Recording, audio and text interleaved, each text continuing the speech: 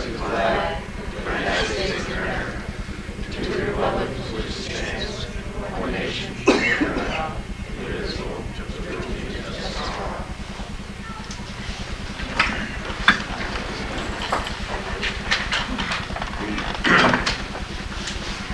We'll open the meeting at this time.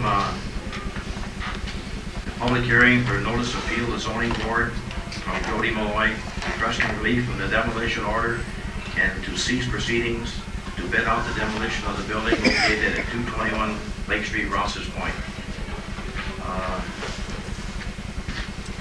Bob, did you want to speak first, or Evan? I'm not sure. We're kind of going to work our way through this thing. I don't know how often you folks have to engage in a hearing of this nature, but I spoke to Mr. Murnane today, and for the purposes of trying to get this thing done in a reasonable amount of time, what I'm going to try to do is I have 3 witnesses here, and have them try to testify more in narrative form, keep things moving, and then certainly if you folks have any questions of them, or if Mr. Murnane does, they can ask them at that point. I don't know how familiar this board is with what's gone on to date. There have been court proceedings, there have been various things that have gone on that I'm going to try not to dwell on. We're basically contesting the determination of Mr. Rasco, and hopefully these witnesses will tell you why. So I'm going to start off with Mrs. Malloy. Now technically under Judge McGill's order that got us here today, but the testimony is supposed to be sworn. So if no one has any objection, I'll swear the witnesses in. Yeah, I don't have any objection. As Evan has pointed out to the board, we did have some discussions today, and I think to kind of keep things moving and to basically comply with the judge's order, as well as complying with the relevant sections of the village law, we are going to conduct proceedings in a hearing fashion rather than a trial fashion, I believe, and Evan, you can certainly correct me. I don't think we're going to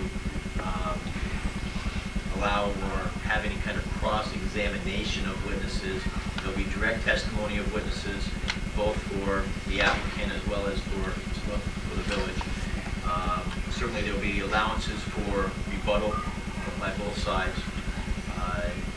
Also, request the board allows some public input, possibly at the end of any testimony or statements that are being given. And certainly, the board should be allowed to ask questions of specific witnesses. I think pretty much at any time they see fit, if that's okay with you. With that being the case, I think we're prepared to proceed. That being said, I'm going to start off with Mrs. Malloy. Ask Mrs. Malloy to raise your right hand. Do you swear to tell the whole truth and nothing but the truth, so help you God? Mrs. Malloy, first of all, who owns the property located at 221 Lake Street in Rouses Point? My brother and I own this property. Okay. Does your father have any interest in that property? My father had a lifetime self-supporting my uncle's will. Your father's still alive? Yes, he is. What's your father's name? Charles Peterson. You know why we're here today, right? I do. And when was the first time you became aware that there was an issue regarding this property located at 221 Lake Street? When I received a letter dated March 16, 1999. That was a letter from Mr. Rasco? I did. Okay. And as a result of that letter, what, if anything, did you do? We made an appointment with Mr. Rasco to go up and my brother go over the property with him. We had already determined that the old barn structure needed to be taken down. And according to the letter, there had to be some improvements on the little old gas station property where it needed to be taken down. Okay, and that initial letter of March 16th, did that tell you specifically what was wrong with the property? No, and I do not begin to say that I have any real knowledge of property, of the construction of the property. I refer to my brother on all of that. Now, prior to March 16th, had Mr. Rasco addressed 221 Lake Street or the adjoining property with you or your brother? The only thing that I ever had heard about prior to that letter was the addition on the old stove, the barn addition on the old stove building. And what was done with that? My brother tore it down. Okay, that was done earlier this spring? Yes. And, well, spring of '99, I should say. Yes, it's in my- Again, as a result of this March 16th letter, did you do anything else? Did you hire a contractor or anything like that? During the meeting with Mr. Rasco, he said that we had 20 days to hire a contractor. I proceeded to try to hire one. My neighbor, Todd Bourgeois, who's the son of a contractor, said they would go and look as soon as they possibly could. And did they eventually go out there and look? They did. They gave an estimate. And at that point, it's fair to say we had further proceedings with the village to try to settle this matter. Did the village accept the estimate done by Mr. Bourgeois? No, it did not. As a result of that, did you solicit further estimates on the project? Yes, we had an estimate from KLM Construction, and of course we then went to the architect, Mr. Connors. Did you also get an estimate from Mr. Miller, KLM? Yeah, KLM Construction. And were all these, to the best of your knowledge, were these estimates submitted to the village? Yes, they were. And what, if anything, to your knowledge, did the village do with these estimates?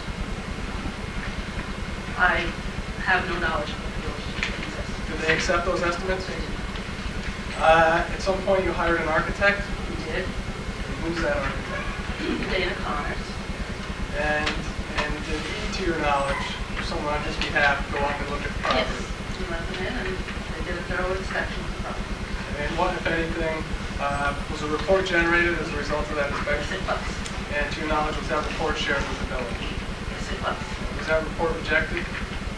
It was. Did sometime in June, did you fill out and file a building permit application? I did. And was that application, what happened with that application?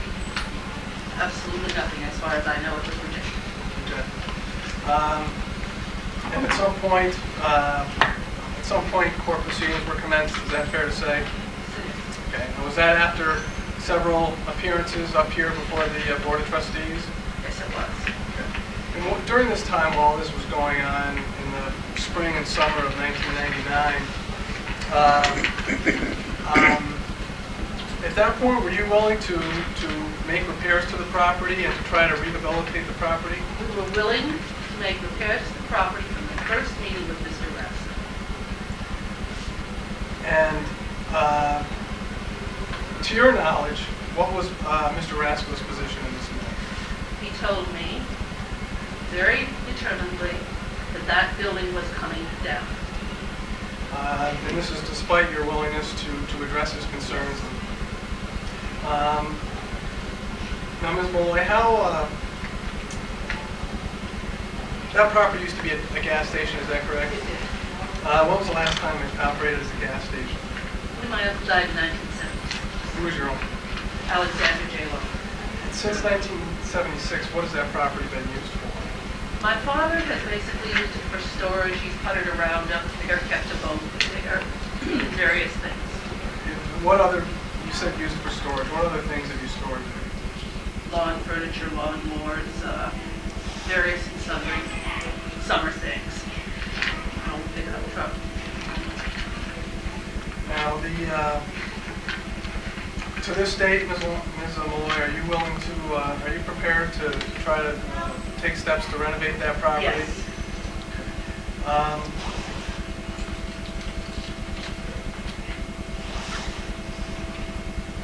That's all I have for Ms. Molloy right now. I don't know if there's any questions of her.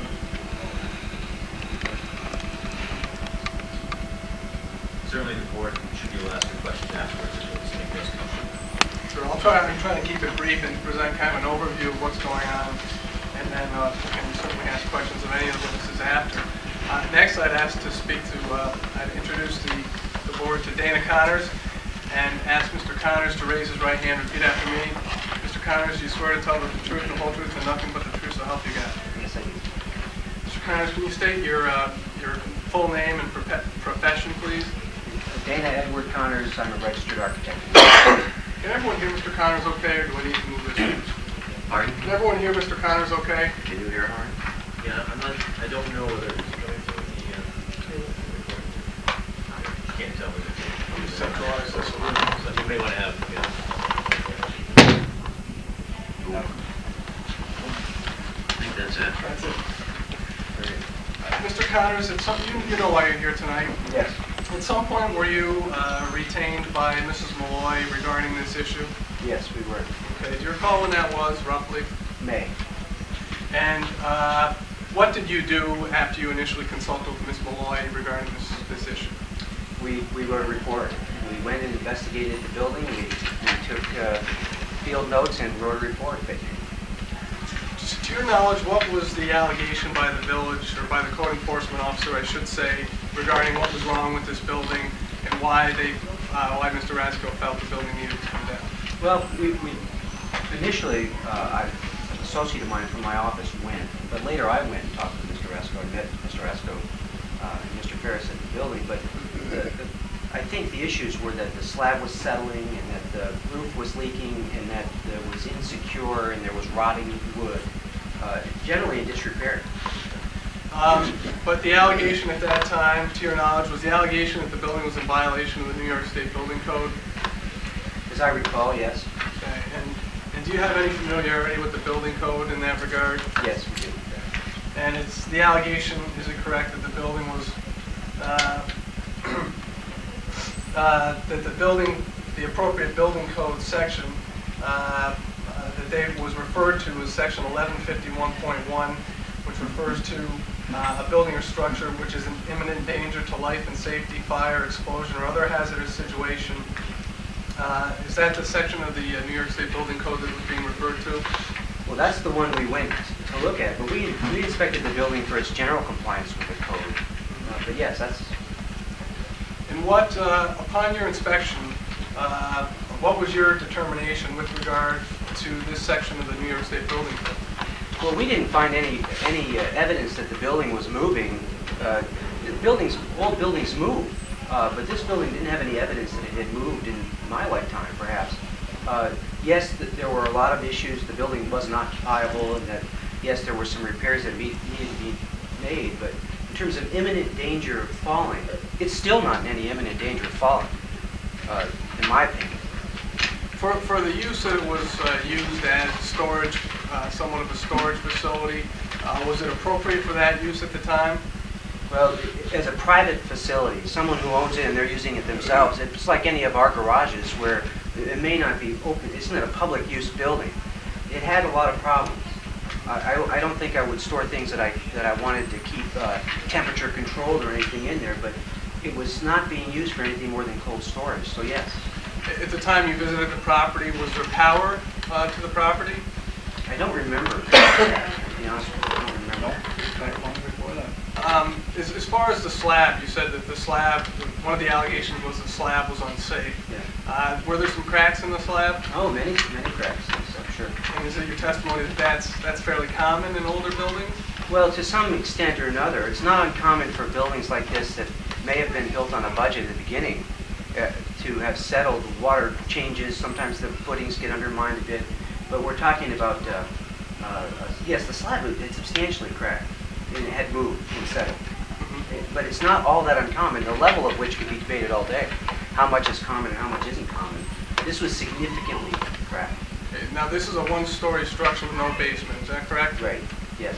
And you say the evidence you saw of moving or slab damage has been there for quite some time? Again, yes. With regard to the roof, did you inspect the roof? Yes, we did. We actually walked on the roof. Who was we? Mr. Rasko and I can't remember if Mr. Ferris walked on the roof with us, but I think the three of us were on there at one time. And no one fell through, I'm assuming? The roof is structurally sound. It does need repair. The shingles have given as much life as any shingle should, but it's structurally sound. Is it repairable? Absolutely. Was there anything else,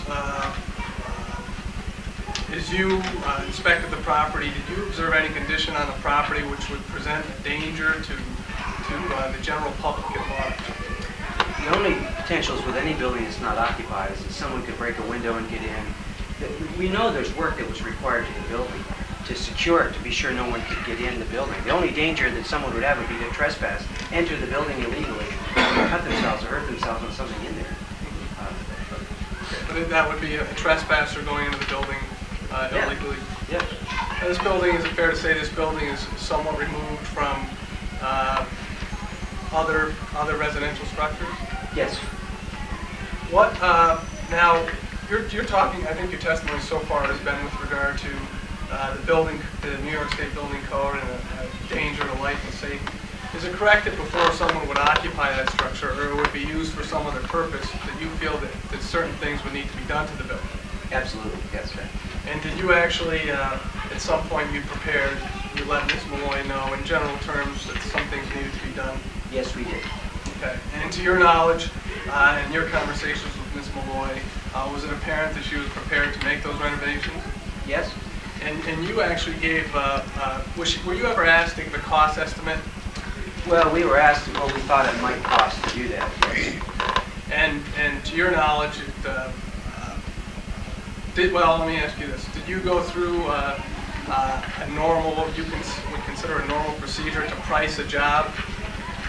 We didn't do detailed cost estimates, breakdowns, no. Okay. Did you do a rough estimate that you thought it might cost to repair that structure? Well, yes, we did. Well, very rough. Yes. Were you aware that Ms. Malloy had received some estimates to do this work? Yes. Okay. And did you have a chance to review those estimates at some point? Yes, we did. Okay. And to your knowledge, there were two estimates given, and the work set forth in those two estimates, in your professional opinion, would that have been adequate to shore up the structure and make it more presentable and usable for a different purpose? Yes. Okay. And to your knowledge, was Ms. Malloy prepared to make those expenditures? As far as I know, yes. That's all I had for Mr. Connors. Any questions? That being said, I'm going to ask Mr. Miller.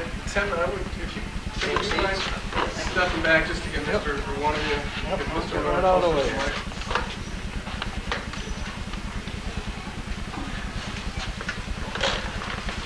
Mr. Miller, would you raise your right hand and repeat after me, please?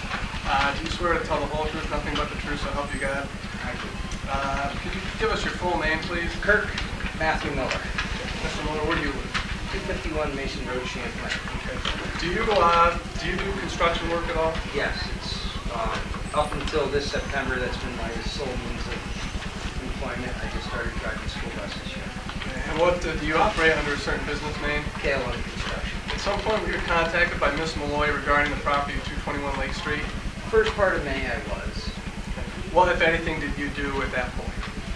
She asked me for an estimate upon the repairs needed on the building and wanted me to meet with her and take a look at it. And she had a thing from the town or village or whatever as to address specific items. Okay. Was that a list, to your knowledge, that was prepared by Mr. Rasco? Had some numbered items? Yes. Okay. Yep. And you had that with you when you went to the property? Yep.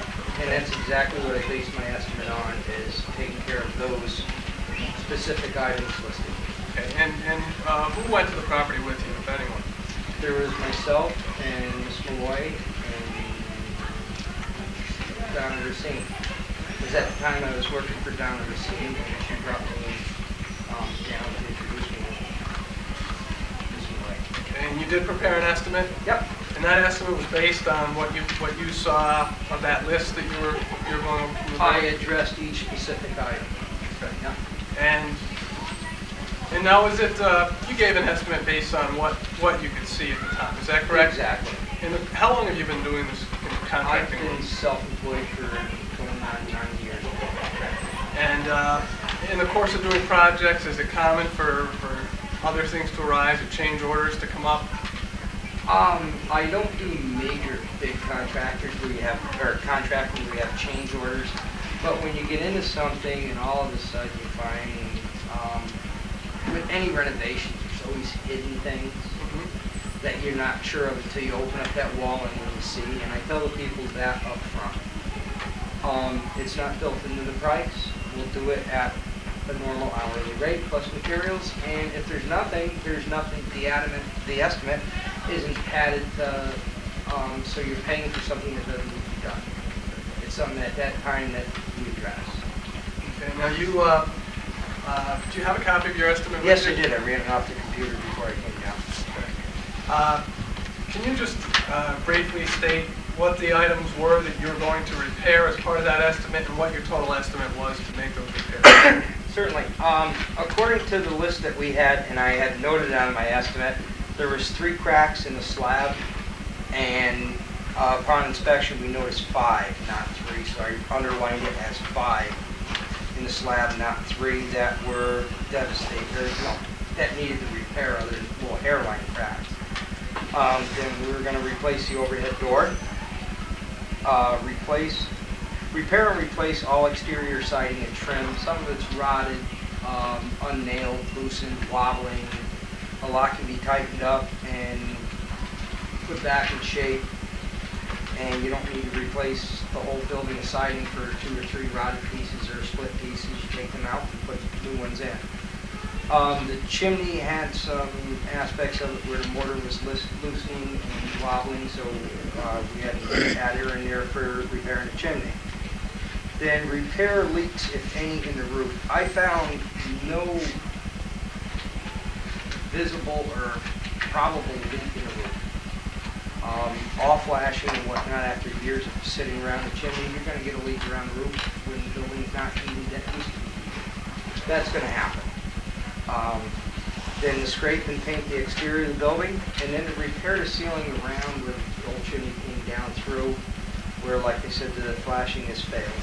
The total estimate was $4,950, including tax and labor. And again, while you were replacing siding and things of that nature, if you noticed any dry rot or Oh, rot, sure, any substructure work that needed to be done, then we take it from there. But this was based upon your review of the property and your review of Mr. Rasco's list of things. As to the things that were on that list is what I was asked to give an estimate on to. And to your knowledge, was Mr. Floyd prepared to hire you to do that construction? Yep. That's all I have from Mr. Miller. I don't know if you have any questions. I'm just going to take a minute to speak and just kind of let the board know what the nature of why we're here today. Our position in this matter is basically that this matter was brought to Ms. Malloy's attention. Okay, from the very beginning, she went out and she got a contractor. She hired a lawyer. She took steps to try to work with the village to try to work this out and said, I'm going to fix this building. Let's work. She got 2 contractors. One of them's here tonight. She hired an architect. They're not free.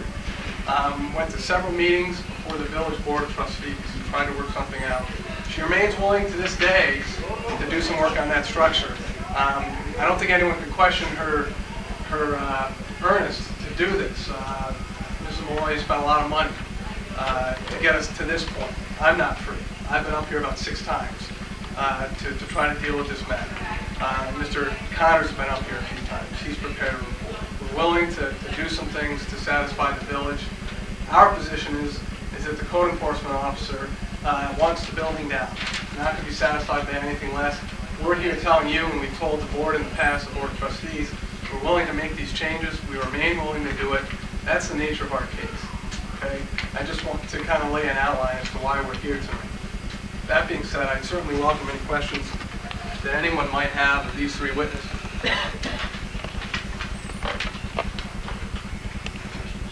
We can come back after. Sir, I have no objection to that.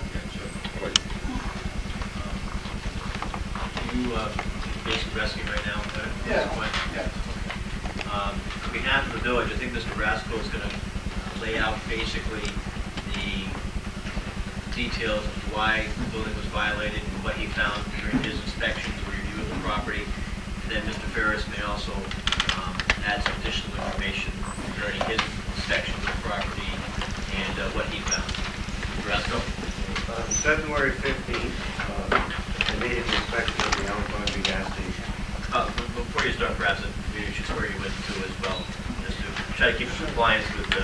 Since I'm doing so well, you want me to do it? You are doing an excellent job doing that, yes. Why don't you go ahead?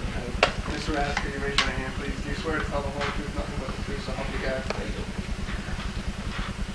On February 15th, I made an inspection of the Alabama gas station, and I gave the information to the village board.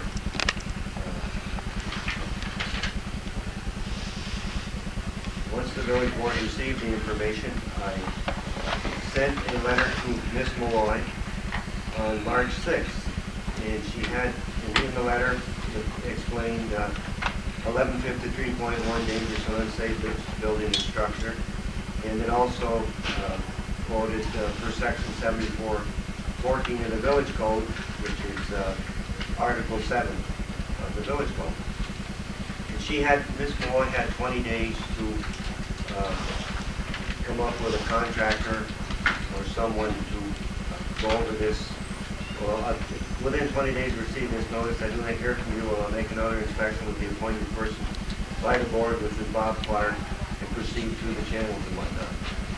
So at the 20th day, I spoke to Ms. Malloy, and she had not come up with anybody. And she said, well, it was a surprise to her that she had to do this, even though it was a certified letter. And in the conversation, we were talking about the building, Ms. Malloy made the statement to me that as long as her father was alive, that building was going to stand. Now, after the Let me 20th just ask you one question, Ms. Carrasco. What was the basis for your finding that the building was in violation at that time? the basis was the inspection that I made. What did you find in the course? This is what I'm going to read now.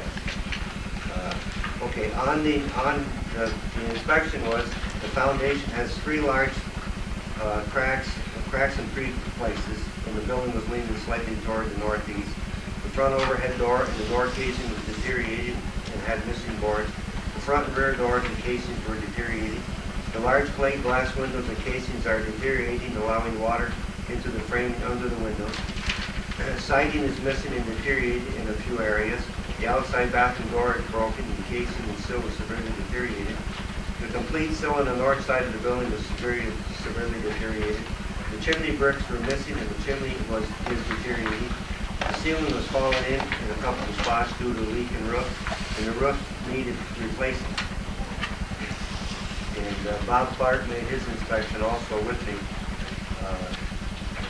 Upon inspection of the building found to be in need of repair. The sills on the north side are rotted, doors and windows unsecured, allowing entry by anyone. Electrical service found also to be out of date and also impossible, no longer usable.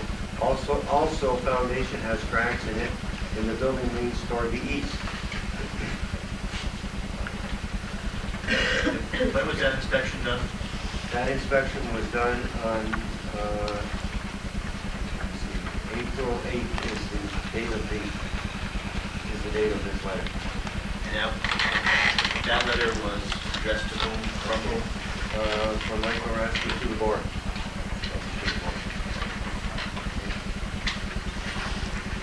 Now, once Miss Malloy went by her date, which was the 20 days, then she realized that,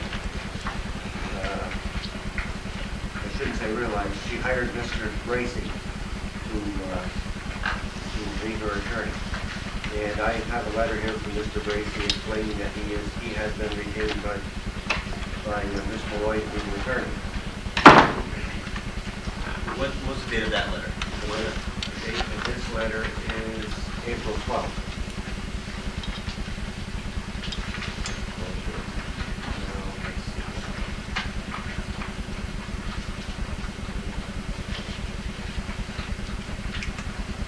This is a letter from Mr. Renane to Mr. Bracy discussing the building, the vacant property. The property is vacant approximately 23 years, and it's just a general letter. On April 20th, I wrote to Mr. Bracy and says, please be advised that on today's date, I had the attached order of compliance served to your client, Judy Malloy, by certified mail. And it's dangerous and unsafe building or structure, unsafe building. And it says demolition to be started within 10 days from receiving this notice, including within 30 days. And it is written not only under the New York State Building Code, 1153.1A, but it's also Article 7, Chapter 72 of the Village of Rouses Point. And once again, it was another copy of all of the repairs that needed to be done.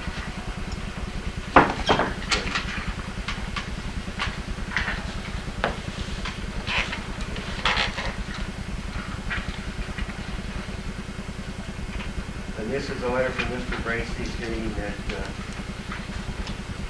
his client is prepared to work with the village and try to get things done. By the way, Mr. Bourgeois did call me, and he did speak to me the day after, I believe it was the 21st day that Ms. Malloy had spoken to me. And we had a conversation about the building, and that was basically the last time I heard from Mr. Bourgeois. We were just talking in general about what the repairs would have to be and whatnot.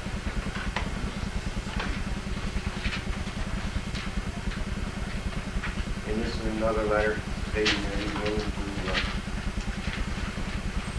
this one here. This is a letter from, to Mr. Manane from Mr. Bracy. So regarding the above matter enclosed, please find the other estimate received from my client. I believe the first estimate was around $6,750 or something from the Bourgeois. That's in here later. I'll get to it.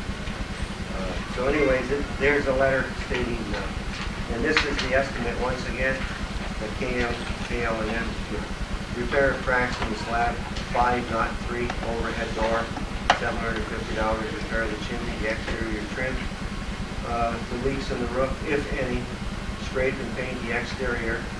Didn't say anything about repairing it in the exterior, clapboard is bad, scrape and paint it, and repair the ceiling.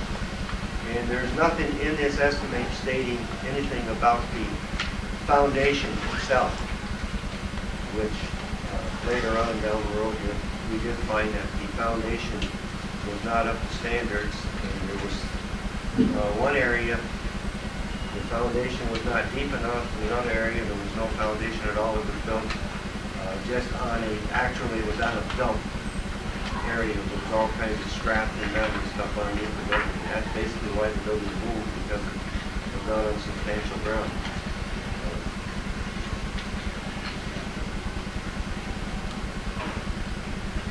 And this is a letter from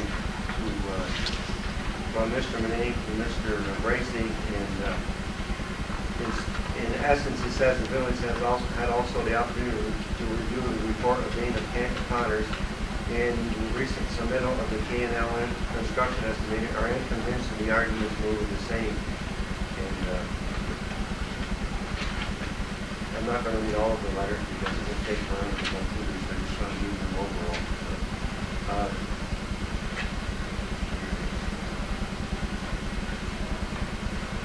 Mr. Bracy, this is the first appeal from Mr. Bracy.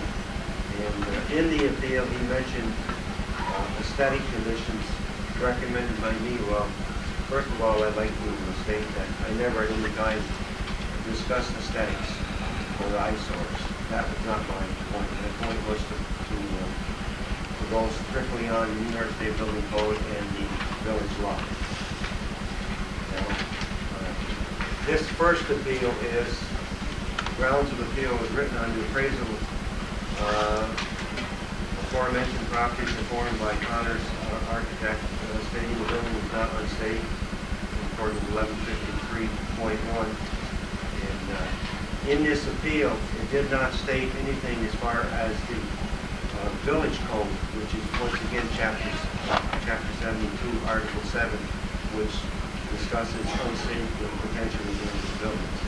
And not necessarily structurally unsafe, but a dangerous building sitting there for saving and safety. The Malloys are requesting relief, and it goes on to state the relief. And there is an application, and on the application, it states $4,950. It says it once again has the attached sheet from KL&M Construction. But this application does not have any type of use. There's nothing that says what type of use it will be used for, which is required by the New York State Building Code. So just to go over that very. Oh, this was, the first appeal was based on the April 20th, which was the order to comply. The second appeal was based on the March 16th letter, which was before the order to comply. which I don't know why that appeal came about, because I don't know what you would be appealing other than I was just asking Ms. Malloy to come up with a contractor to be able to discuss this. I don't want to put in, just so you know, that when we went to court, the position that the village took in court papers was that March 16th letter was the actual document that got this case started, and that was the actual charging document. That's why we're appealing that letter, because that's the position taken by the village as far as what got things started. Well, it was confusing because you had reversed and went back instead of going to the order to comply with what I would assume would be what you would appeal in the order to comply. That's what both of them are written on. And then there's a letter here to Tom Renee from myself. And at the time, I didn't believe, and Tim Lidford did not believe, that the appeal could be written under the zoning law, which I was under the opinion that this appeal could only be under the village law, only the New York State Building Code. But the judge did state that it could appeal it under that.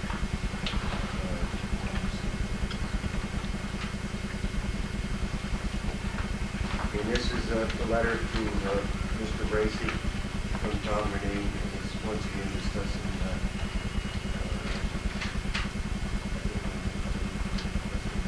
okay, in this letter, Mr. Renee states, furthermore, please note that the building permit requested by Ms. Malloy will not be entertained at this time, since it is opinion that Village Ross going to set property structurally sound.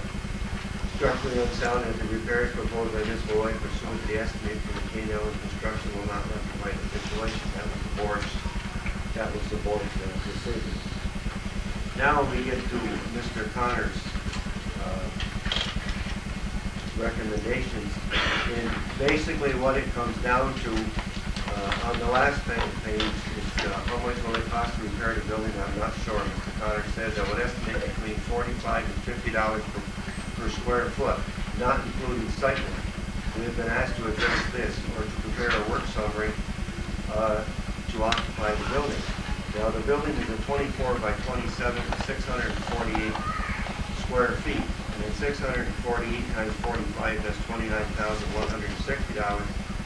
And if you go by 50 square feet, it's $32,400. So you're talking somewhere in the vicinity of $30,000 to properly do it, according to Mr.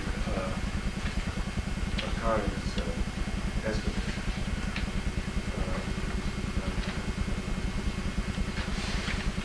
And this is a letter to Mr. Gracie stating that the village, the board is still, please remind the village position, Ross Point, the village will continue to proceed to take the legal steps necessary to remove the structurally unsound structure located on the Lovely property. On August 16th, we had a public hearing, and as you know, the board, this is to Ms. Malloy, and this is from myself, and I just explained to her that the board unanimously voted to have the building moved under Chapter 72, Article 7 of the Village Law. Okay. And then this is the other appeal which I just spoke to Mr. Gracie about, which was a little bit confusing because one thing you didn't do, you didn't say that I discussed anything about aesthetics this time, which I appreciate. Now, this is a brief. I'm not going to go into the detail on the brief. I think all you gentlemen have to have a copy of the brief here that was requested on the board.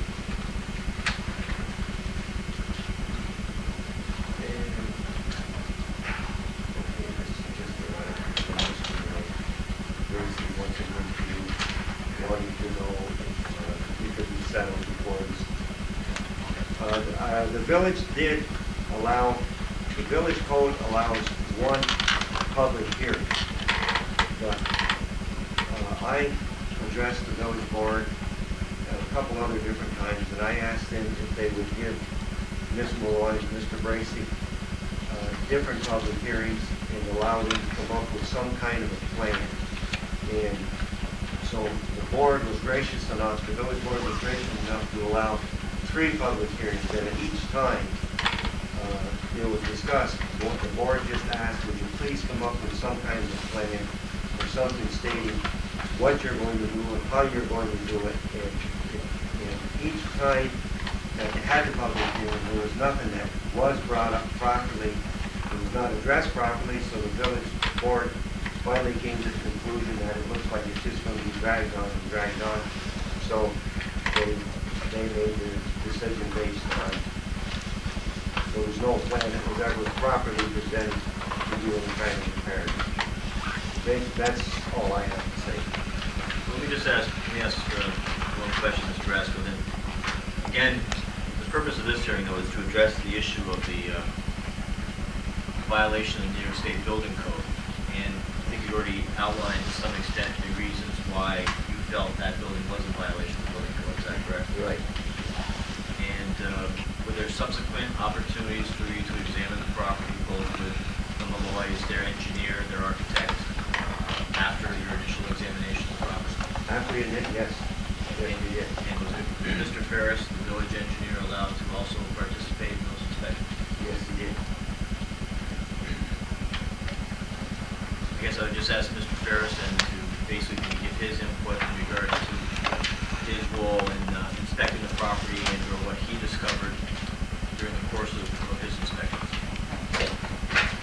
Doug? Slide the silver coat. What's that? Just change the date. Okay.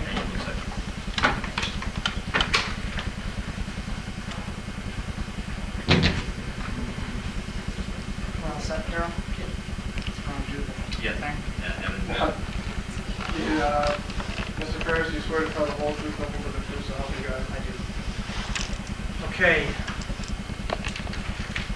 I was called to the property 3 times in May and twice in July. And the purpose of my inspection, I was looking at 3 areas basically. I was looking at the property from a geotechnical, that's a fancy word for a foundation engineer. From a foundation engineering standpoint, I was looking at it for environmental considerations and then the broad category of other structural defects, rotting wood, etc. The 3 visits are documented. Probably you have that information in your file. And regarding the environmental aspect, I won't address that because through the course of our investigation, that was taken care of to the satisfaction of the DEC. Regarding other, we could talk about that, but I think that's been addressed enough. We might touch on it slightly. But I'd like to focus on the foundation engineering standpoint. And looking at the foundation, we heard being talked about that it had a lot of cracks. I know you gentlemen know where this building is, but I'd like to pass these pictures around. And you can just see up close some of the cracks we're talking about. There has been talk tonight, and also there is in your reports from the architect that these cracks, both in the floor slab and in the foundation wall, were largely due to contraction, thermal expansion, etc. Shrinkage cracking, I think, is referred to at some points. In a foundation engineer's business, a shrinkage crack due to concrete shrinking when it cures is usually the thickness of a thumbnail, 1 or 2 millimeters. These cracks obviously were not the shrinkage cracks. They were an indication of either poor construction or poor design. So in July, some test pits were excavated to determine what the causes of these cracks were, and the causes were quite evident. On the north side of the building, we discovered that the frost wall, the foundation wall, did not have a footing. And in fact, nearly 25% of the building did not have a footing. Also on the southern side of the building, our test pits revealed that the footing for that end of the building was not founded upon proper soils. We'd like to be on a hard pan or compacted earth. Rather, 40% of the building was founded upon trash, rubble, automotive parts, timber, broken glass, etc. So in looking at the building, you can see that the reason it has settled and undoubtedly still is settling is because you don't have a footing on one side and you're founded on compressible decaying material on the other. So there's a lot of movement going on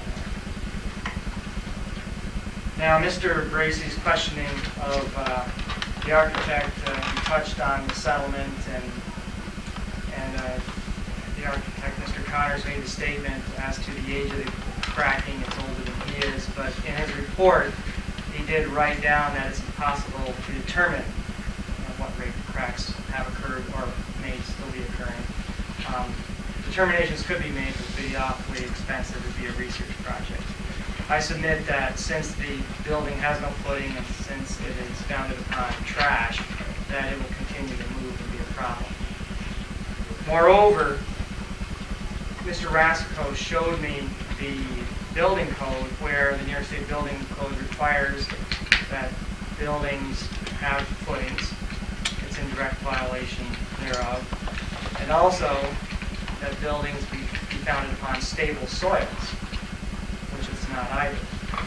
So as far as the building code goes, there's a couple of direct violations there before we're even out of the ground. So looking at this abandoned structure, looking at the foundation conditions, in my opinion as a civil engineer, this building was a threat to the health, welfare, and safety of the public. It is lying there abandoned. It could be a haven for rodents with rabies, bats. Clinton County Health Department is fighting rabies in our area. We're putting out ultimatums all the time about bats. Furthermore, it is sitting there abandoned, decrepit, a target for vagrants or vandals. And since I consider it to be a threat to the health, welfare, and safety of the public, I feel that a threat means it is both unsafe and dangerous. Tom, that concludes my 2 cents. I've got, I was taking some notes when Mr. Bracey and his people were talking for rebuttal. Do you want to get into that now, or No, I think at this point probably this is our rebuttal, so I think you can proceed. okay, just in no particular... Just address certain issues that you've heard and raised. Okay, in no particular order. In Mr. Bracey's questioning of Mrs. Malloy, there was a lot of referrals to attempts of theirs, submittals of theirs being rejected. It sounded like everything got rejected. I urge you to look at the tape recording transcript of those meetings, and you'll see that we did not reject, or the board did not reject, all that they had submitted. That the architect's report, for example, was one that I can say was accepted. There was no rejection of the architect's report.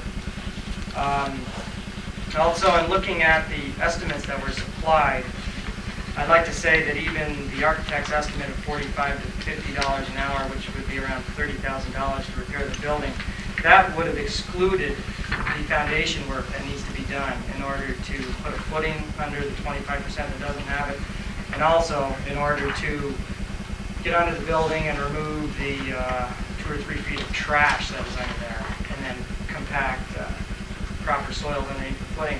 That trash also goes underneath the floor slab in the hydraulic lift area, so even Mr. Connors, the architect, admitted that that floor slab was extremely cracked. So again, we've got that compressible material underneath there that's just rotting. The contractor's estimate that was referred to, KLM, I do not believe that that estimate reflected the architect's recommendations, which are documented in his report. And also, that estimate had nothing to do with the north sill that is rotted, is noted in our report. And in the transcripts of previous meetings, Mr. Tim Malloy himself admitted that the north sill was rotted, needed repair, but I didn't see that was mentioned in the KLM estimate. The foundation work that is quoted in the KLM estimate is merely, it says repair foundation. It's not repair, it's patch. It's going to be putting concrete or some fascia on there, patching a crack. And to fix the foundation going to cost probably $10,000 to $20,000 to excavate, to get underneath, jack up, and then put in flowable fill or concrete forms. Not an easy, inexpensive job. And lastly, Mr. Bracey's questioning of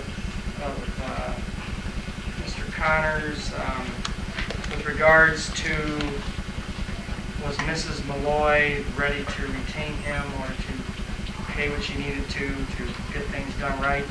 I would refer again to the meeting transcript, tape recordings, because Mrs. Malloy clearly at one meeting was stating how the architect was expensive and they didn't believe his estimate, and how they could do it themselves. They had a computer, they could architect or draft up the building themselves, and I believe that's on tape. And that's all I have. Thank you. I have some questions for Mr. Ferris. Mr. Ferris, you make these, how are you able to examine the foundation underneath? Foundation? Yeah. With the backhoe. We're able to excavate against the side of the building. And who did that excavation? Two guys, excavation from Champlain. Who paid for that? I don't know. Okay. But the Malloys got all that stuff out They there and dug around the complied, place? yeah. They complied. So with that the you could site. go and look at that? That is correct. Okay. And you did, you looked at that and generated a report, is that correct? That is correct. And do you know when we received that report? I do not know if you received it. And isn't it correct that until that report was done, we didn't know what was really wrong with that foundation? That is incorrect. Well, then why'd you want to dig it up and look? No. I wasn't, I thought you meant until I get the report. You didn't know. I'm talking about your report that you generated. No, but you knew what was happening because Mr. Malloy was here with me the whole time. And I gave him that day, verbally, right to his face, personally, what was going to be in the report. So he knew everything I put in that report. I told him that way. Did we receive that report here? Well, you said you don't even I don't know. Received it. Okay. It went to the village. Would it surprise you if I told you we got that report on August 16, 1999, which is the night that the board voted to proceed? I have no comment on that. All I can say is that I gave him verbal recommendations in the field of what was going to be needed to be done. And that was about a week, that field work was done about a week or so before. I don't recall the exact date. You made reference to code violations, building not having footings. Are you saying that every building, 75, 80-year-old building that doesn't have footings needs to come down because it's now in violation of the New York State Building Code? What I'm saying is that an abandoned building that is going to be reused has to meet the existing state code. And as such, that building that's going to be reused will not meet the code. And you keep referring this to as an abandoned building. You inspected this property. How are you determining this building was abandoned? Because no one's living there.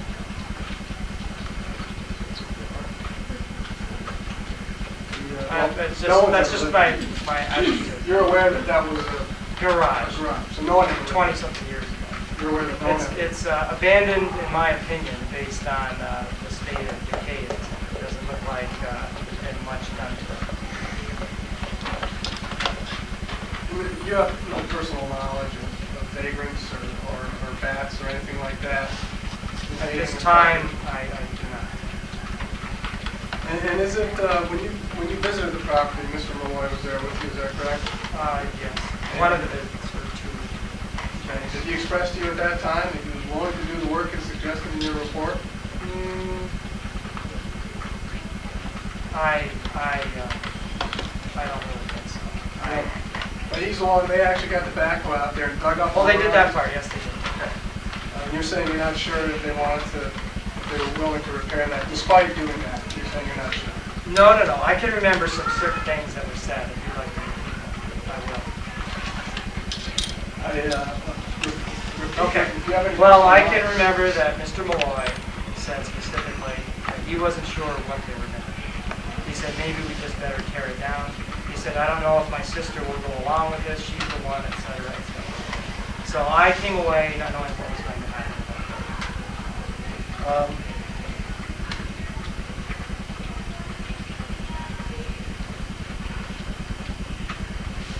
And this was, obviously, all this foundation work was done well after Mr. Rastico had began these proceedings, served a notice of violation.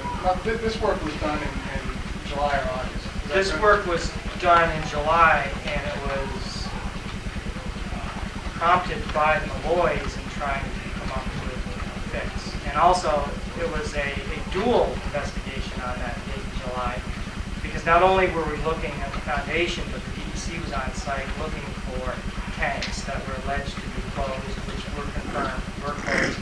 And then also that date, there were underground storage tanks that were alleged not to be there, but then were found. But subsequently, the DEC... Where? The Sunoco ones? I showed you where they were. Let me ask you, Mr. Ferris, who reported this matter to the DEC? The tanks? Yeah. Who brought this matter to the DEC's attention? I'm not sure. And you're saying that the DEC is satisfied that there aren't any violations out there? The DEC is reasonably satisfied at this time. And to your knowledge, the Malloys cooperated in that endeavor as well? Yes, they did. So they cooperated with that, they cooperated with the foundation, the excavation of the foundation. And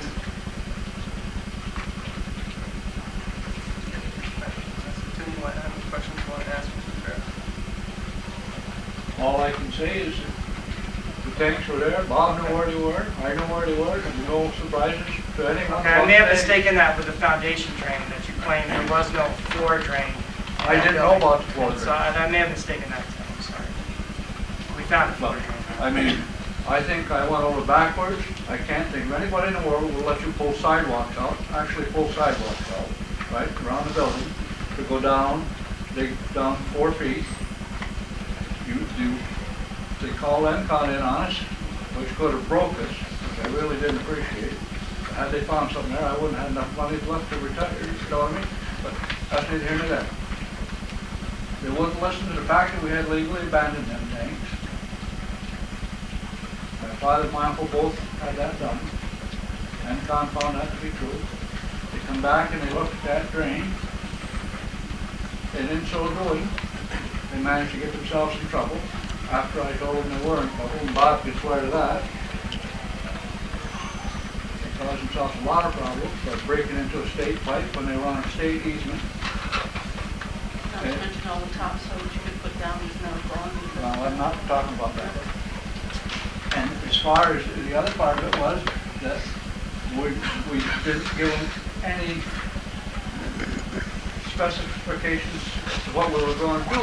I didn't dare spend any money to do that because NCON hadn't cleared the place. And had NCON found something there, that place would have been sealed up like a drum. And you know that already. And there would have been nothing I could have done about it. Once NCON come in there, had they found something, they jumped right over it, and that would have been the end of the ballgame right then and there.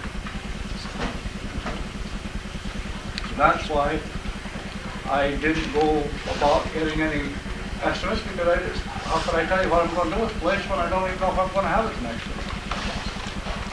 I don't have any other questions. I guess I just have a question for Mr. Ferris. Mr. Ferris, prior to your inspecting the property, you had an opportunity to speak to Mr. Rasco about the violations that he found present on the property, Just to a small degree. and in particular, some of the things that he mentioned were the foundation is concerned over the cracks in the Yes. foundation and the sill, Correct, the etc. slumping of the building is due to settlement of the foundation and rotting of the sills on that side. So to a large extent, some of the items that he found in his initial report or his initial inspection of the property were confirmed by what you saw at the Correct. property? Anything further? Thank you. I'd like to have, I know we're kind of going haphazard here. Dana would like to respond. Dana, could you respond to Mr. Ferris's testimony? Again, Dana, just maybe a little closer to the microphone so we can get a good record. Yeah, this won't go. Actually, I just wanted to talk a little bit about a few of the things. And Doug certainly is qualified as a civil engineer. I'm not debating that. But I think the purpose of a footing, certainly a lot of buildings in Champlain and Rouses Point would be removed today on that if we were to use that code on an old building. The purpose of a footing is to prevent settling. the width of an average foundation wall may be enough bearing capacity based on soil. So without having knowledge of that, and certainly I don't debate the garbage, but there was no way to know that, but except it was now probably 60 or 70 years since that building was constructed. And if it were really an issue, the rate of deterioration, that building wouldn't be here today. It would have disappeared by now. Settling, the question, I did make a kind of an offhanded remark in my letter that perhaps the cracks are as old as I was or older. And that's not based on just being flippant. There is dirt and grease and buildup and grime, and I've done some historic preservation work, and rate of change is very important to discuss here. You have cracks in your foundation walls. I have cracks in my foundation walls. If they don't move, they're still just cracks. A foundation wall is mostly for vertical, there's no spacement here, it's for vertical loading. A crack in the foundation wall doesn't mean that doesn't adequate to hold the load. These cracks are vertical cracks. The cracks in the slab, there's two sections of slab in the building. The cracks that are minor are in the section that was office space. The garage slab is noted as settled at least 3 inches in our report. So it's not trying to make light of cracks in slabs. We've noted that very clearly. I guess the question would really be, Mr. Ferris made a comment about how it's continuing to move, and I think that's a statement that isn't verifiable, because we cannot tell how fast it's moved, except that the building's 70 years old or so, and is still standing and slightly leaning. Would it be slightly leaning more 100 years from now? Probably. But I don't know that that's a situation that could be an emergency situation. Our letter simply said there's no imminent danger of this building falling, and there is not today imminent danger of this building falling due to structural failure, unless certainly the excavation could have caused. I don't know if the excavation caused that. And I think my only other comment here was, well, maybe two. One, we need to be careful about addressing and holding old buildings to new codes based upon its use, because they can't meet new codes. Old buildings cannot do that. Typically, in our estimate, it was not based on anything scientific. Someone asked me, how much would it cost to renovate to office space or to renovate the building?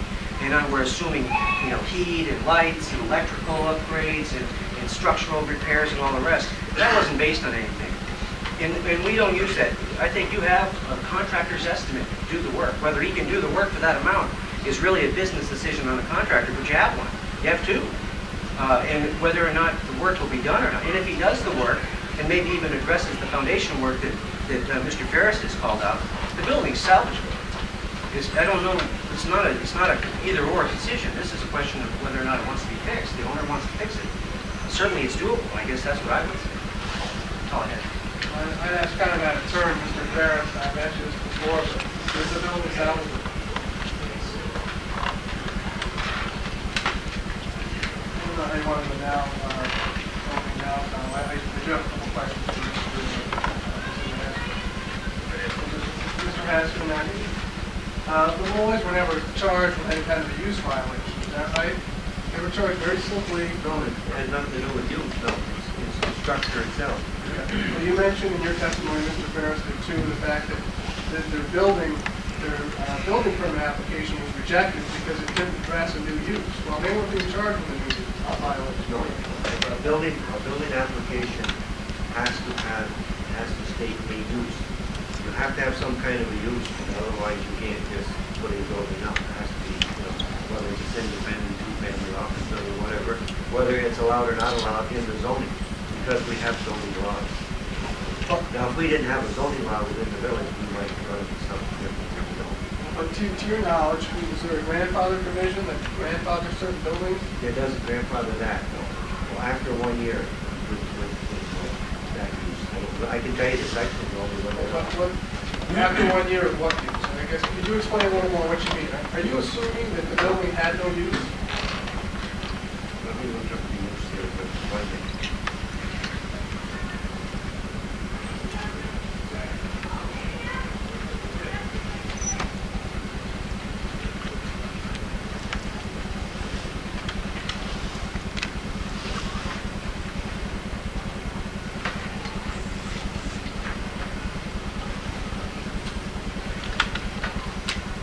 The building was just a vacant building, okay?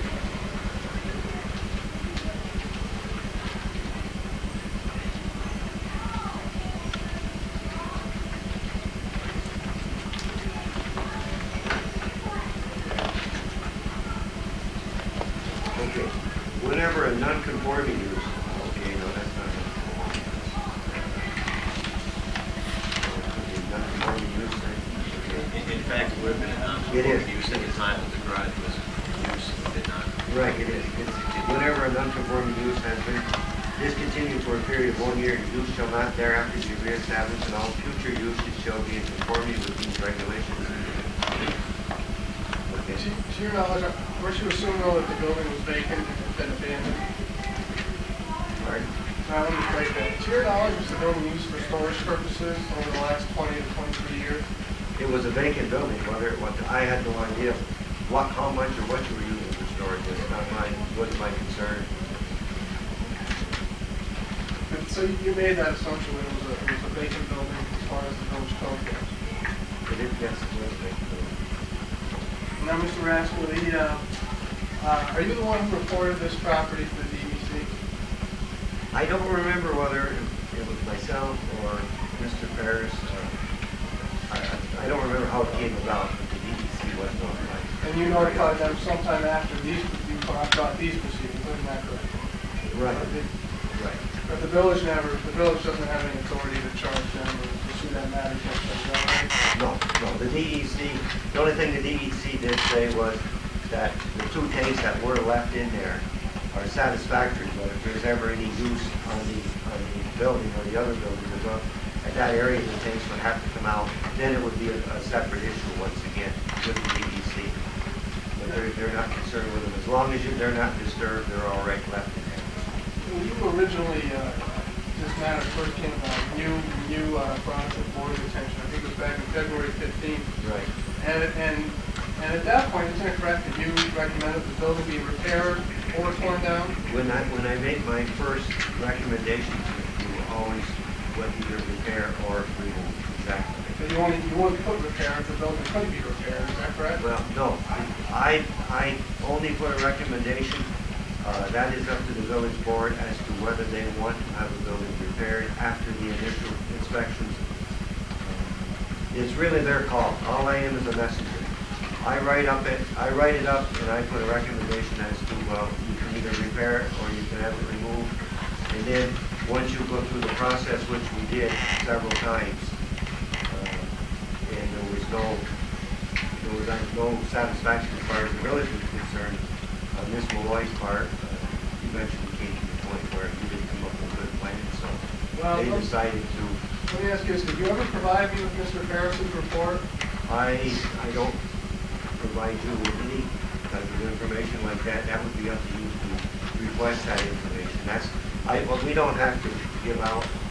It's freedom of information, you have a right to it. Let me ask you this. Did I provide your attorney with all the reports that I got? I provided you with everything I could and did. Yes, but I did not know whether Ms. Bayshore or Mr. Ferris or somebody else or Mr. Manning provided you with that because I wasn't, I tried to provide you as much as I could, which I did. And you provided me. But in that case, I didn't know whether you had it or not. Until you came here and said you didn't have it. But you didn't give up. No, but I didn't know you didn't have it. But when you were testifying earlier regarding the things in your file, you could see that each time I got an estimate, I provided it to you. Is that correct? Yes, you did. You and Mr. Renee? Right. And each time you have many letters in your file telling you that you want to fix this, you want to work with the village to work this. You have a bunch of letters in your file. There are several of them in there saying you're going to, but you never did. I'd like to interject Well, here. hold on. I mean, I'm answering your question in very truthful. You continued to say, and even in the minutes, with every one of the 3 public hearings, the board kept pushing you you kept saying you want to do it, you're going to do it, you intend to do it, we're going to do it, give us time, and it's time again. It's just, it ran out of time. Yeah, well, Mr. Ransky, we're going to correct, we said we were going to come up with a plan, and that plan was in part going to address the concerns raised by Mr. Ferris in his report. But you never did come up with it. Well, let me ask you this. But that's not for me to argue with you. It's the minutes, and the village board is the one that wanted you to come up with a plan, because they were making the decision. That is not my decision whether that building comes down or not. Even though the appeal says that it's my decision, the appeal really is a decision of the village board.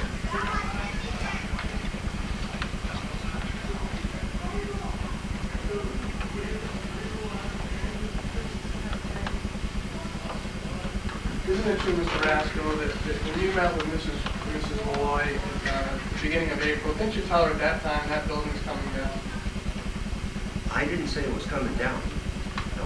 I said if it wasn't, I said if it was not repaired and taken care of, that the change of heart probably would come down. And that was the same time that Miss Malloy, if I remember correctly, that was the same discussion I had with Miss Malloy when she made the statement that, as far as I'm concerned, like I said before, as long as my father's alive, this building is going to stand. And I don't care what happens to this building after we see it. And that's a quote. Now, you make reference to us keep... Am I correct? Absolutely. Mr. Rasco, you keep making reference to us saying we're going to do a plan, Isn't it correct that everyone agreed that there was going to be some excavation work that was going to be done? Mr. Ferris was going to go out and do that. This was a large part of this project, wasn't it? The foundation? Right, but one of the reasons that you did the digging for the foundation, Mr. Ferris was assessing to it, because we had to find out what was causing the problem. And Tim said that he would get somebody and dig to find out whether there was footings or whatnot. And he did that, right? And he did do it. And then at that point, we're going to take a look at that And then and we find out found what out- needed to be done, right? And when did... and you- Yes, I agree. Okay. You had, wait a minute. Well, let me just ask you this. And you said it needed to be done, but you have never addressed it in any one of your estimates. So you had no intention of doing it. Well, let me, I mean, I would assume hold that's on. The what it was estimates for. all came before the excavation, isn't that correct? But you didn't put the estimate in the, for footings. You didn't, your estimate was just superficial. Mr. Raskin, I guess my question is this. We're past that. We're into July and August now, okay? And it was agreed that we're going to do some excavation and see what needed to be done on the foundation. Is that correct? And it was also agreed that a report was going to be done by the Malloys for this August 16th meeting. Is that correct? I believe so, yes. Okay. And you're telling me, you can't tell me if I ever got that report before the August 16th meeting. Is that right? I don't know whether you got that report. Well, I think if you check the minutes from the August 16th meeting, I don't know if this board has those, I think you'll find that you admitted on that date that no one ever gave me the report. I didn't want to talk to you on that, about that. I think you probably questioned Mr. Ferris on that, but I didn't admit anything on it. You didn't discuss that report with me. It was either the board or with Mr. Ferris. I wasn't discussing that. Because I didn't write the report, so I wasn't going to speak for somebody as to whether somebody else's report was given to you or not. But you're saying it's not your responsibility to give me a report, so you didn't give me anything you didn't feel you had. I didn't know whether it was given to you or not. I didn't say it's not my responsibility. I didn't know whether it was given or not given. That's all I have, Mr. Raskin. Do you have any questions for Mr. Ferris at all? Not right now. Did you want to Yeah, I comment on have something something that to say. was mentioned? Yeah, just in the last few minutes, what Mr. Bracy has successfully done is paint a picture that instead of being the village engineer, I was going to be the Malloy's engineer. Okay, I was hired by the village to represent their interests and look at the property. I would have reviewed any work that would have been submitted to our office by the architect or their engineer if they had one.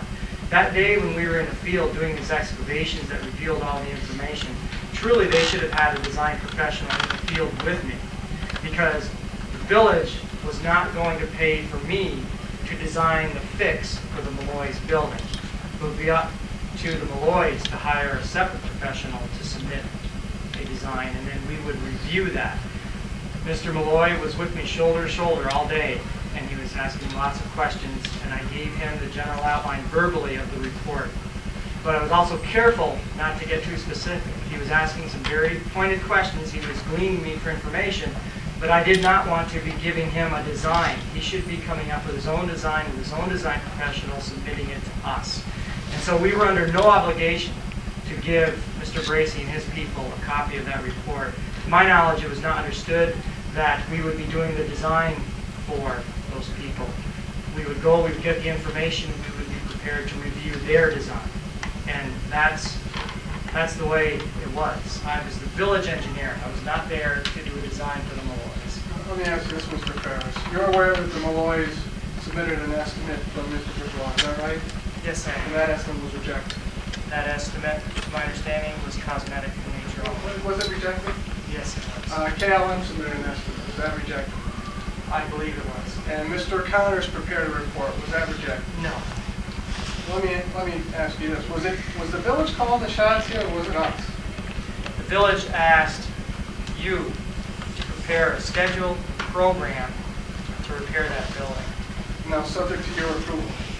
Of course, if you have a building in this jurisdiction, we review it. Okay, so let me ask you this. Wouldn't it seem prudent to you, if we're going to submit a report, wouldn't it seem prudent for us to receive your report so that we can address the issues raised by you in our report so that we can make sure this one got by the village? It would have been prudent to have an engineer in the field with me representing your client instead of having your client represent himself that way. Were you going to be going by our engineer's report, or were you going to be going by your report? We would have our report, which we would use to cross-check your engineer's report. That's the way it's done.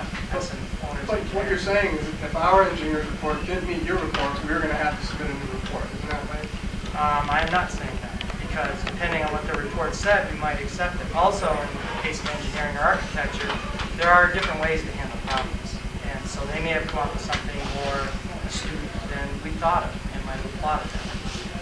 It seems to me that what you're saying is you didn't want to go out and share what you had done because that might have saved the Malloy's money. No, that's entirely wrong. I shared everything with Mr. Malloy that day verbally, short of getting down to specifications.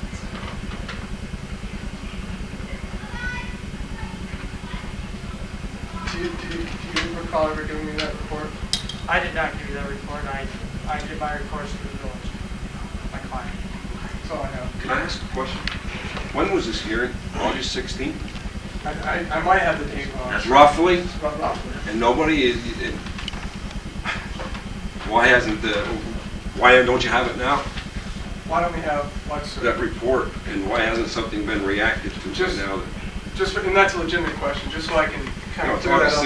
16th, this is January something. August 16th, the decision was made by the board to tear the building down. So at that point, our decision was made by the board of trustees that this building was coming down. And at that point, according to the village code, we had a very short time period to go to court and to rectify this problem. It was very clear that I think we exhausted all hopes of reconciliation with the village. So at that point, we weren't going to go out and spend money or prepare a report. At that point, we had to go to court, get a judge to sign an order to stop the demolition, and go to court and see if we can get back to this point so that we can work something out.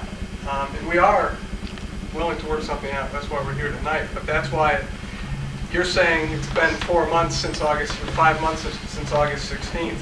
But since the village decided this building was coming down, my clients were going to go out and spend money to come up with a plan when the village had already made up their mind it's coming down. Do you have the report now? I got it, and I can testify, and I'll do it under How long oath. have you had it? Excuse me? How long have you had it? I got it on August 16th. I got it that night, and I got it, I believe, from Mr. Ferris or Mr. Rasco that night. Sure. To answer your question, the village called NCON back a second time. And that's why I mentioned before that I had no estimates, no nothing, because NCON was coming back one more time. And had NCON found anything wrong, they weren't satisfied the first time. We dug holes all over the place, any place they felt like doing it, which, I don't know, anybody would have went and let them destroy the property, what they've done up there. I don't know anybody in this world that would do that, without shooting them. Okay, now they called NCON back, and at that particular meeting, George Rivers asked me if I had a plan. I said, no, George, I ain't got no plans what to do with this thing, because I don't know what NCON's gonna do. How can I give you a plan? I still don't know what NCON was gonna do at that time. And that's to answer your question, sir. Because they called them back one more time to see what the hell they could do to screw us. I'd like to respond to that statement. Okay. I called NCON the second time, and that's because I have to.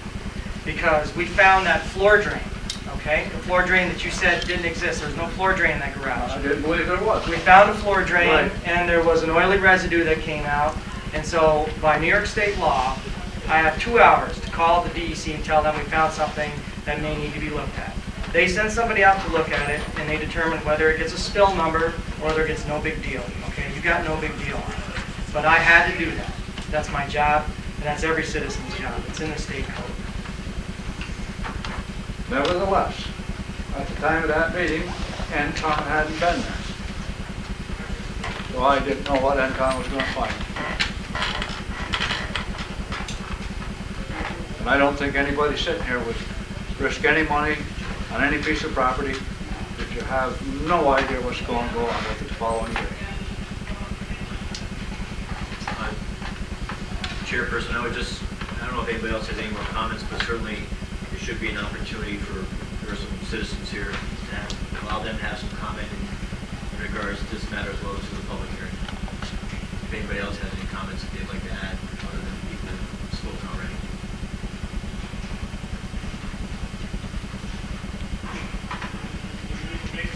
Is there any, no comments from the public? Any board members have any questions?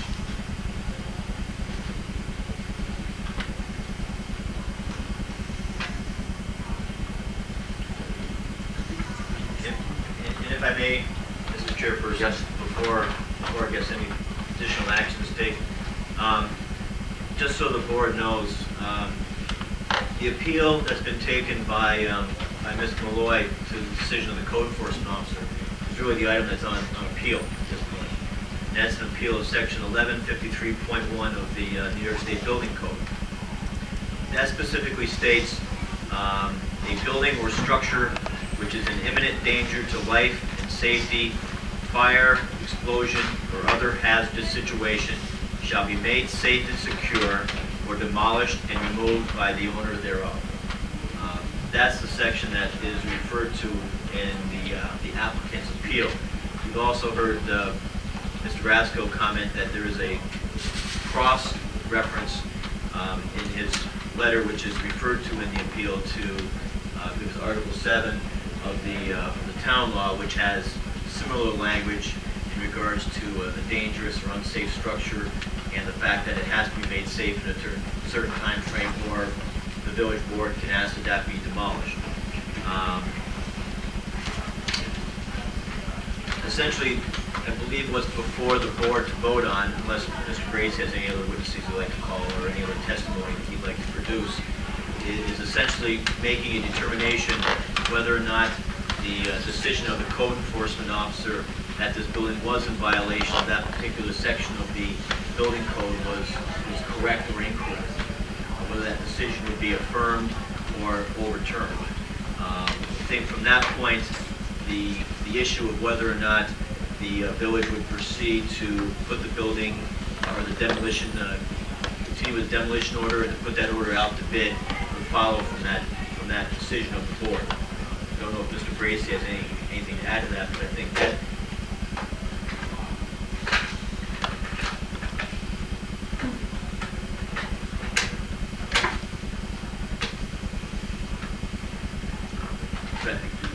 again, I believe the critical issue for this board to determine this evening and what's allowed pursuant to section 712A subdivision 1 is whether or not this board will affirm or overturn the decision of the code enforcement officer. And I think essentially that's the critical issue. Devin, would you agree to that? I'd like to make a brief closing statement if I could. We've heard a lot of testimony. Obviously, you probably got the idea that there have been some tense moments here among the parties involved. I just want to point out this, is that I don't think it can be disputed that the Malloys have addressed this problem. They've got a couple contractors out there. They've got an architect. They paid for excavation all around the building to find out what was wrong. They had NCON in there. They had all these things going on, and they were addressing these things. Now you've heard that the two estimates that they submitted were determined by the village to be inadequate. Well, you know, they submitted them. You know, these are from two licensed contractors. They said they're inadequate, so we're back to square one. You know, they said they disagreed with Mr. Connors that the building is not unsafe. Okay. I don't think it can be said that this problem is being ignored by the Malloys and that there's not a willingness on their part to fix it. I mean, I think it's clear from what everyone said. Mr. Rasco's got a file full of letters, I think, from me, you know, saying, hey, we're willing to work this thing out. We still are. But the bottom line is, it should be clear to everyone, I think, that it wasn't us determining what needed to be done in that building, it was the village. And that's why when I talked to Mr. Ferris about his report, it really only made sense for us to find out what he was going to tell the village was wrong, because that's what the village was going to go by in telling us how to fix it. Now I know the village spent some money on this thing too, I don't mean to undermine that. I mean, this has cost everyone a lot of money, but I think the central fact that everyone's got to keep in mind is that these folks remain committed to fixing this property, and no matter what it costs, let's not forget, it is their property. And I don't think we want to live in a world where we start having municipalities tell us what we're going to do with our own property. If someone want to go to one of your homes, or one of your properties that you own, and start telling you got a crack in the foundations, and bring it into this mess. I don't think anyone can question their desire to work with the village, to work this thing out. They wouldn't be here tonight if that wasn't the case. So I ask that the board to consider that in making a decision. Can I ask? Sure. Now, another problem we've got here is if that building goes down, we cannot use the footprint of that building to put something else up on. Mr. Roscoe, Mr. Clark.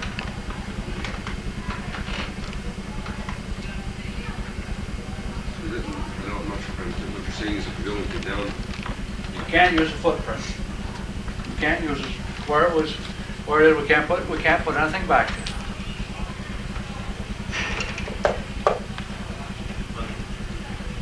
It's not necessarily an issue that's in front of this board at this point. I mean, if in fact that building is removed, whatever use would be proposed for that site would have to comply with the current zoning ordinance, including setbacks, use, lot coverage. We would have to comply with all the requirements of the zoning. Whether or not it could be used for some purpose, it's hard to state at this point because we don't know what would be proposed for that. And that, again, is obviously that's impossible to address at this point because there is no proposals in front of this board. I mean, at some point in time, if the property, the building considered is removed, and they want to put a use there that is currently not allowed by the zoning ordinance, that application will be brought in front of this board, from the zoning board for a use variance. If a use would be brought in front of, be proposed that would be allowed for that zone area, but it didn't comply with the proper setback for some reason, or lot coverage, that again would be an issue that would come before this board. And at that point, it would be for an area variance.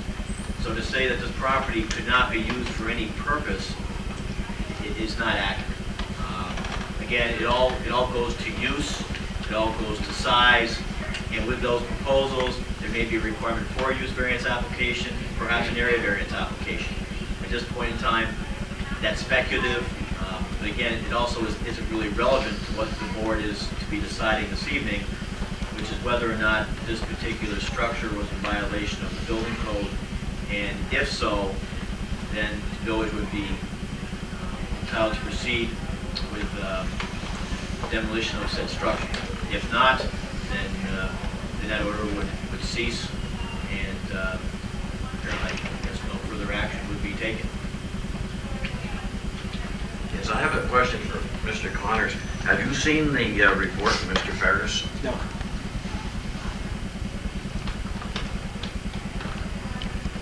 Because I was there when he did the digging, and there definitely is not setting on solid ground. Oh, I wouldn't dispute anything that Mr. Ferris. I'm not disputing the report in any way, but it doesn't mean that it's not possible to compare. Right. Yeah. I'm not saying that, I mean, but in light of this, and the condition of it, would you say that definitely the foundation has to be repaired as an architect? You certainly have to. You have to address the loading, which is based upon the size of the building, the amount of snow load that has to be transmitted to the perimeter foundation, and the footing system has to be designed to meet the bearing capacity. It's possible to bear on less than optimal soil conditions, and it's compensated by the size of the footings. Now, that's what Mr. Ferris was getting at, that there's a lot more than one way to solve a problem. But yes, you do have to address the conditions you find. And with that report, which I don't know what it says, and I don't know that any tests were done of soil bearing capacity, I think a visual inspection is different than an actual compaction test. You'd have to design a footing system or a foundation footing system to meet that, yes. Because I noticed on the KLM, he didn't address, of course, he didn't know about it. At that time, when I submitted my estimate, There's no way of knowing. I did my estimate by what Ms. Malloy was given by the village as the things that needed to be addressed, and that's exactly, that was back in March, April. So my estimate dated in May. That's what the village, these problems needed to be addressed, and that's exactly what that estimate addressed. And that's probably why in August or September, they rejected that estimate, because they found other things that, certainly, other things found they need to be addressed, but at the time the estimate was done, there was no knowledge of it. Put concrete under that. There was 9 cracks in the foundation. Undermine it, put As a concrete under it. contractor, I would think that the contractor would investigate why that foundation is cracked or why it's settling. I would hope that. May I address? I can go into virtually anyone's garage built in the last 6 years, and I could just about guarantee it, there's going to be at least 1 or 2 cracks in that foundation, or in the slab or foundation 8 or 9 years old. Let's not go back 60 years. There's bound to be more than 1 or 2. You go in that old barns that are built, and there's cracks all over the place. Settling occurs and it happens. At that time, my question is not as to why it happened. I was asked to fix it, or repair it rather. How would you fix the crack? You didn't know what was causing it. Some of the cracks were good half-inch, probably further apart. Oh, certainly, and they've been like that for 20 years. But how would you, my question is, if you know that crack is there, how would you fix that? You said fix the cracks in your estimate. Sure. But how would you fix it? In other words, you didn't say, you would have to dig, you would have to put footings, you didn't say any of that. I was fixing the crack, not the cause of the crack. I was fixing the crack, not the cause. How do you fix a crack? Just fill it in? That's not repairing the crack. There's a reason for that crack. There's a reason why there's a crack over that window right there. And what are we going to do next time this boardroom is painted? They're going to come in here, take a little bead of caulk, down there and paint it. That's now it's painted and the crack is gone. But What's the reason for that crack? That crack, But that's not a foundation crack. That's not the foundation, which holds the building. This does not hold the building. I don't want to get off Digressing. I think Mr. Respa makes a good point, though, in that determining what causes a crack is very important. At this point, we don't know what causes that crack, so to assume what it is would be wrong. And what is allowable in a crack in one room may not be allowable in another use. If this is a storage garage, where it doesn't really matter if the floor is not even, and it doesn't really matter if the wall's not straight, is it really a crack that's worth determining until you know the rate of change? This crack is obviously, you can tell when concrete's newly broken. You can tell when an opportunity for air to oxidize the surface and dirt to get into the cracks. It's obvious, and I think if you were to inspect the cracks yourself, you'd know that they were there a while. These conditions don't happen overnight. So to arbitrarily assume that you must fix the cause of the crack, now it's prudent if you're going to use that for a cause or a use that would not be appropriate to have cracks like that. It would be prudent to determine whether it's going to happen again, and certainly as an architect, we'd recommend that they do that. But not necessarily. Lots of cracks are just filled. And then we tell people to monitor the condition, and if the crack reoccurs, you want to be aware of the condition. And that's standard practice in historic preservation, to monitor a condition before you go ahead and disrupt the whole subsurface to determine whether or not it needs to be fixed. Because they could have happened, and the settlement could have stopped. It could have been caused by an event that no longer exists. And so there's a lot of science that goes behind it. So you can't just say, because that cracked it, it must be repaired. Because that could have happened with an ice storm condition or anything else that could have happened that you don't know right now. You'd have to have clairvoyance to know. Was I wrong in letting them dig around that building? I don't know. I wasn't there to see the conditions. I don't believe anybody undermined what was there, and if they didn't, you're probably fine. Well, I went to the bottom of it. Well, still, going to the bottom of the footing wouldn't necessarily undermine it. It certainly wouldn't unless you were to go below the bottom of the footing. And even then, there's some science to it about how the soil discharges the weight through the soil. It's not just it's not as easy as saying that, but perhaps. If they went under it, yes. If not, no, you probably have no problem. Well, dug a hole 9 foot deep behind it. Yeah. I don't, if there's no other input, Mr. Chairperson, I'd say I close the public hearing. And the matter should be appropriate unless the board has any board members have other questions of any of the people who gave testimony. I'll get this ready for a motion. Again, I would just call the board to specifically keep in mind what's at issue here.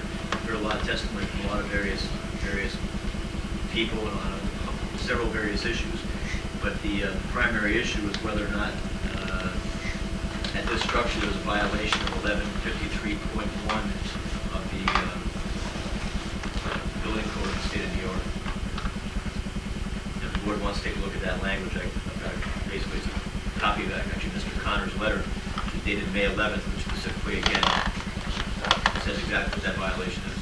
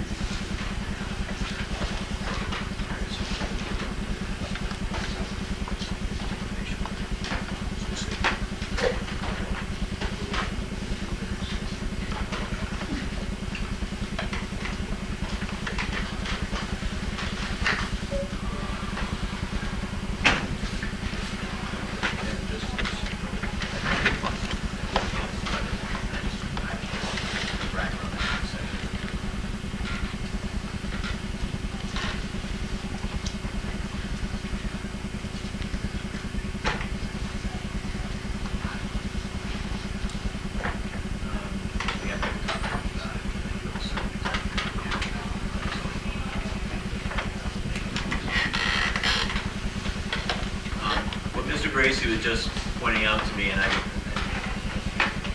be remiss in not just at least advising the board that you do have a period of time to make a decision in this case. I believe it's a period of like 60 days from today's date from which a decision could be rendered. It obviously is up to the board if they feel they'd like more time to review certain documents that have been discussed that you don't have in front of you, or that you require maybe reading some of the minutes of this evening's meeting. Certainly that can be done, but a decision has to be rendered within 62 days of tonight's meeting. Just thought I'd mention that to the board. Certainly if the board feels they'd like some reasonable time to review some of the documents mentioned and or review the minutes, if they can be prepared in a timely fashion, I'm sure they will be. That's up to the board, and certainly within the board's discretion.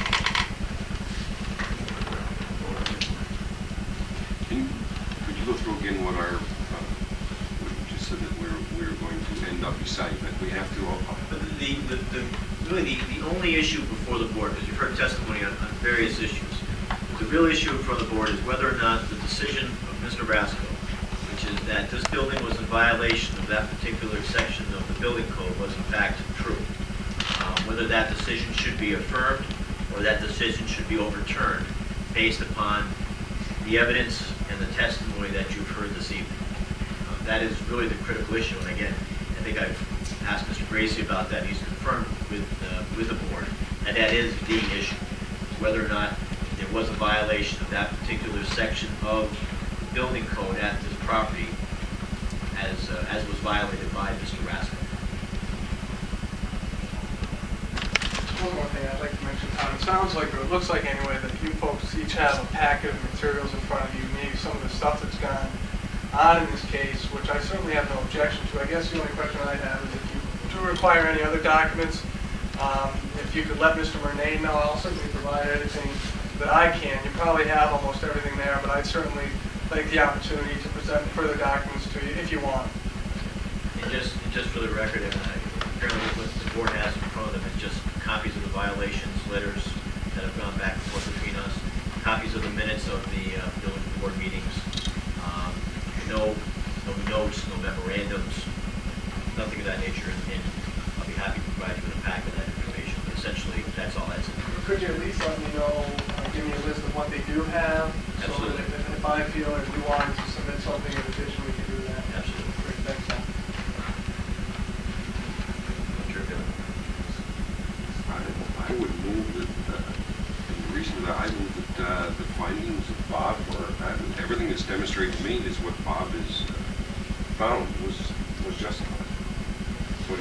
What he said they were the violation of the properties, in my opinion, since I think initially, need to make a motion, first of all, before a motion can be made to close the public hearing aspect of the meeting.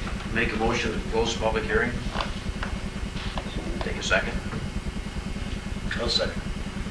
Take a second. Public hearing, like. Okay. All in favor? Aye.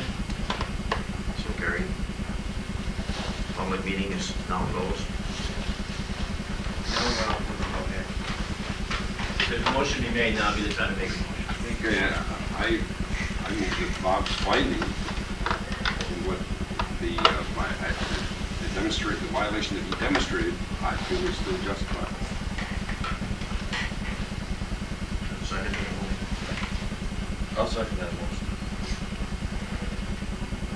We're affirming what Bob said and what I've read and the testimony that I've heard. Based on what just passed around, it fits.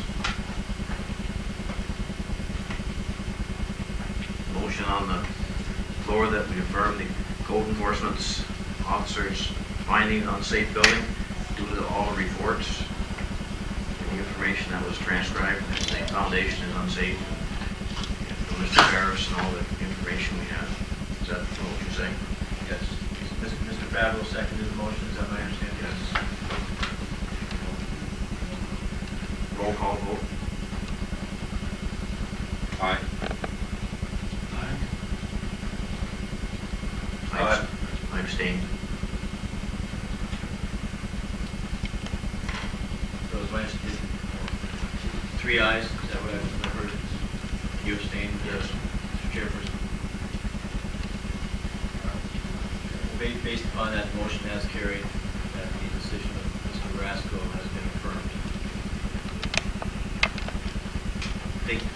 I don't know if there's a second motion needs to be necessary, I mean, quite frankly, in regards to the procedures to demolish the building, because that's not something, again, necessarily that we can support. I understand that. I guess my question is there going to be something in writing, something that I can appeal? There will be a written decision issued, and a copy which